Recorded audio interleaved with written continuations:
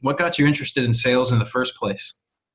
Yeah, absolutely. So, what got me interested in sales? I think sales is the number one skill that you need to start your own business and grow your own business, whether you're selling to customers, investors. Selling is in everything. And I think being a master in that is really going to get you far in life. So, that's kind of why I directed my praxis experience towards learning sales, getting a sales apprenticeship, and things of that nature. But I just love communication. I love talking to people. I love people solving people's problems and really connected them to the right answers. And so, that's kind of where I situated myself, and I learned a lot, and I'm happy to have done it. And I'm growing every day, and eventually I feel like everything that's I'm doing right now is really going to pay off in the end when I want to start launching my own business. Right on, man. I love that philosophy. And I'm curious, where are you selling today? What's your role through the Praxis Apprenticeship? Yeah, so I'm a sales development rep at Scripted. It's a content marketing platform that empowers freelance writers to write any type of written content for businesses large and small. And so I sell our platform or access to our platform. I handle a lot of trial accounts, and I make sure that they become a paid or converted account after a 30-day free trial period. Make sure there's like less cancels there, and also that they're actually actively ordering content from our writers on the platform. So I give a lot of demos and onboardings and things of that nature. Nice. That sounds like a very traditional, inside sales role. So that's a very good place to start. Well, Do you do cold I, call oh, or? I do also do that. Yeah. So a huge part of my day is also outbound cold calls to agencies. A lot of agency people have like a lot of accounts that are growing really rapidly. They don't have enough in-house copywriters to handle the demand for written content. And so they'll reach out to us to start handling all of that content production for their clients. So we have a lot of agencies. I do about 100 to 150 outbound calls a day on top of handling trial accounts. Nice. That's gonna that's gonna weather you and make you Yeah, grow it very does. quickly. Yeah. So awesome. So basically, the basic premise of a mastermind is we all get together and we help each other solve problems. And that doesn't matter where you're at in your career. Everyone here has a unique insight. And combined, our intelligence is far greater than any one of ours, like individually. So I would love to open it up to you, Gregory. What like roadblocks or obstacles are you facing in your current role, if any? Oh goodness. So I guess with outbound calling, that's where most of the problems occur. Inbound's a lot easier to really handle because they're already interested in the product and they are just wanting to learn more about it and they're willingly listening and they're very thankful. I get a lot of compliments in regards to my customer service ability, but in regards to outbound, it's kind of difficult to keep people on the phone. I have a hard time handling objections really well, and they come in various different forms. I can typically keep someone on the phone to listen to my pitch. It's typically pretty good, but then they'll start handing out objections and stuff, things like that. So it's kind of hard sometimes to get around those. Sometimes I'll get up, here's my email, send me more information. We'll talk about it later. But, at the end of the day, they're like, I don't need this, and they'll end up hanging up. So it's like trying to handle objections without also being intrusive or annoying, you know? So Yeah, that's kind of where I'm sitting right now.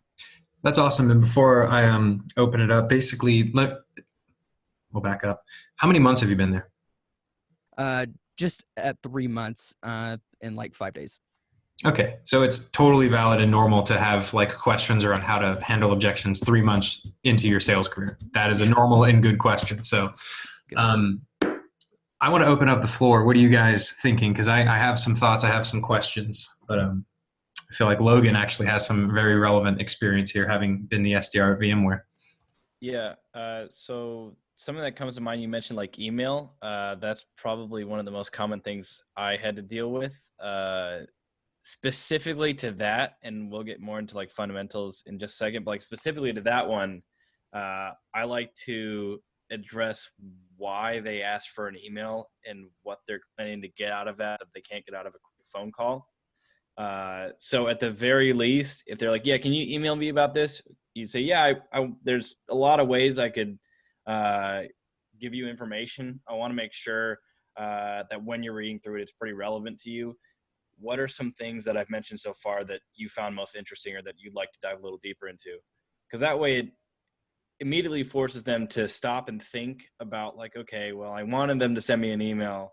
Now I have to have a reason to justify that. And it puts them in a situation where they're required to tell you, I was interested in you saying this, this, and this. And then from there you say, well, you mentioned that while I got you on the phone, here's some more detail about that subject, because I figure, I can send you some stuff to read through, but I wanted to give you the high level version of that. So that way, you know what you're going into when you start reading. Of course, if you don't have time later on, you can at least have this base level of information.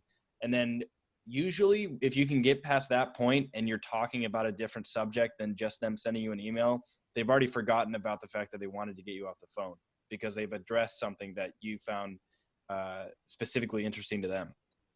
That's how I would address that type of, objection.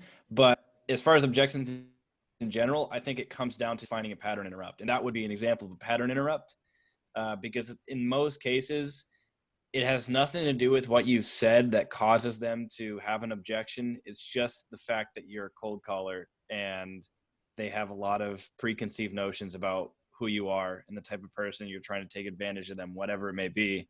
That if you can interrupt that really quickly and just stop their train of thought on like, I need to get this guy off the phone, it's an annoying sales guy, then you're probably in good shape, I think. Thank you so much. That's solid.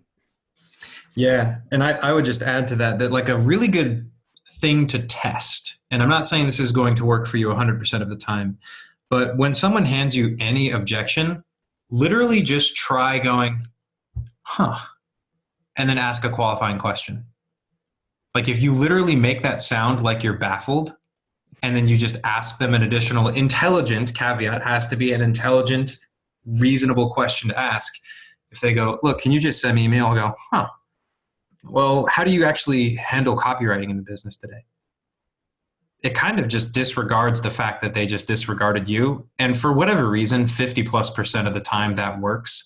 Really, a lot of people will hand out soft objections without really thinking about it. And it's just kind of like an automatic preconditioned response. So if your automatic preconditioned response is to ignore their automatic preconditioned response, sometimes you can actually make it further into a conversation. Wow. Love it.